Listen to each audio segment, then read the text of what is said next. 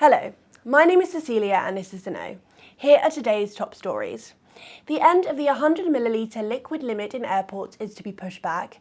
A gang ran a deadly dogfighting ring in Essex, and ex-Supreme Court justices joined 600 legal experts in calls for the UK to ban arms sales to Israel. Keep watching to find out more.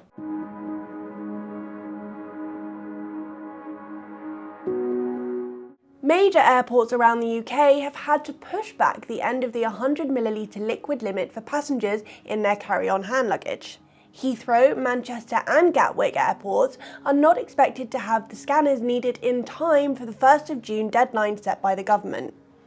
The new scanners produce 3D images using CT X-ray technology, allowing for liquids of up to 2 litres to be left in the carry-on bag, including laptops and tablets during security checks. Karen Dee, Chief Executive of the Airport Operators Association trade body, said, "As with any programme of this complexity, there are significant challenges, and we are happy the government has recognised these and agreed to extend timeframes for delivery where necessary."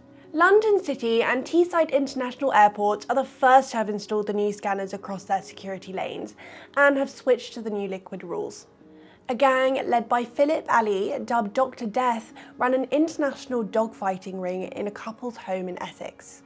Philip Ali pumped animals with steroids in order to win lucrative deadly bouts, in some matches as much as £5,000 per win.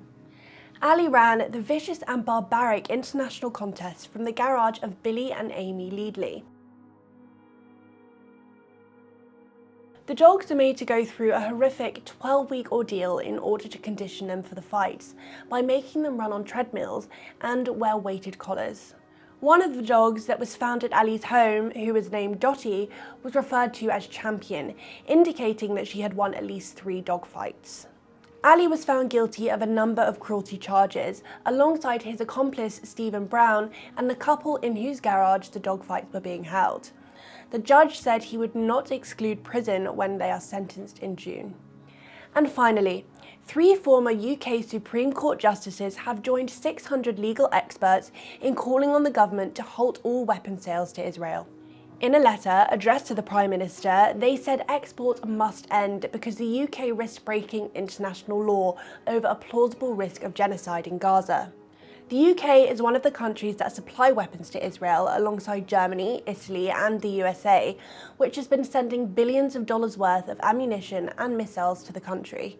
A ban on sales of weapons from the UK will add a strong diplomatic and political pressure on Israel. The IDF's conduct has been under intense scrutiny after the death of World Central Kitchen aid workers and videos of Al-Shifa Hospital circulating online showing the aftermath of their withdrawal from the area.